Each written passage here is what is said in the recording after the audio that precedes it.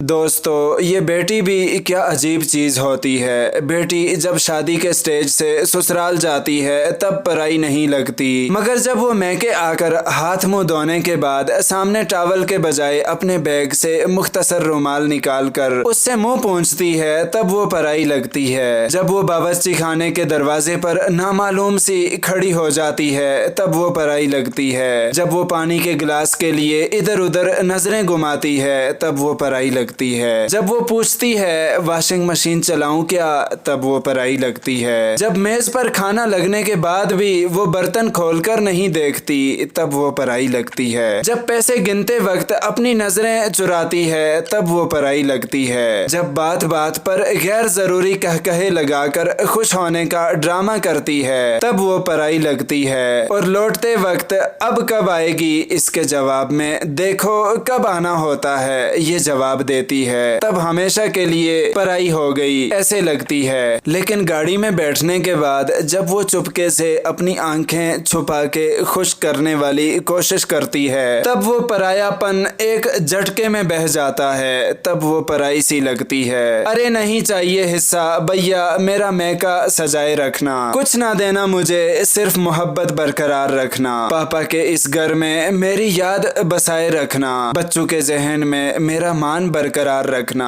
बेटी हूँ इस घर की ये एजाज सजाए रखना। बेटी से माँ का सफर, बेफिक्री से फिक्र का सफर, रोने से खामोश कराने का सफर, गुस्से से तहम्मुल का सफर। पहले जो आंचल में छुप जाया करती थी आज किसी को आंचल में छुपा लेती है। पहले जो उंगली पे गरम लगने से घर को सर पे उठाया करती थी आज हाथ जल जाने पर भी खाना बनाया करती है। पहले जो छोटी छोटी बातों पे रोज आया करती थी आज वो बड़ी बड़ी बातों को जहन में छुपाया करती है। पहले भाई दोस्तों से लड़ाइयाँ करती थी आज उनसे बात करने को भी तरस जाती है। माँ माँ कहकर पूरे घर में खेला करती थी आज माँ सुनकर आहिस्ता से मुस्कुराया करती है। 10 बजे उठने पर भी जल्दी उठ जाना होता था आज 7 बजे उठने पर भी लेट हो जाया करती है। अपने शौक पूरे करते करते ही साल गुजर जाता था आज खुद के लिए एक कपड़ा लेने को तरस जाया करती है। सारा दिन सोकर भी बिजी बताया करती थी अब पूरा दिन काम करके भी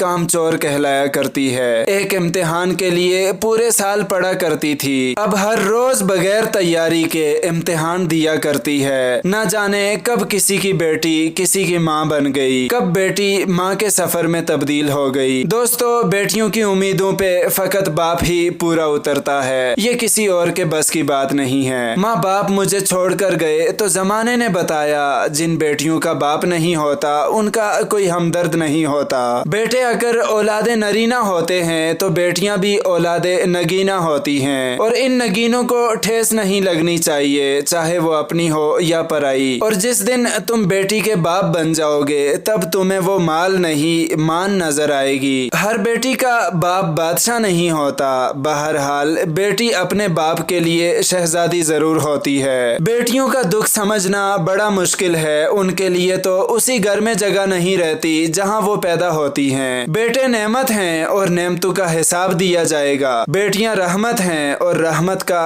कोई हिसाब नहीं। बेटियां फूलों की तरह होती हैं और ये फूल आपके घर की जीनत हैं। बेटी रहमत का दरवाजा, बख्शिश का जरिया और जहन्नुम की डाल हैं। बेटी की कदर करें, बेटियां सबके नसीब में कहाँ होती हैं। घर जो खुदा को पसंद आ जाए वहाँ होती हैं। बेटी अल्लाह की रहमत होती है और रहमत कभी बोझ नहीं होती। तो दोस्तों, आज के लिए इतना ही। मेरी मजीद ऐसी आने वाली वीडियोस देखने के लिए मेरे चैनल अल हयात वॉइस को सब्सक्राइब करके बेल आइकॉन को दबा दें। खुदा हाफिज।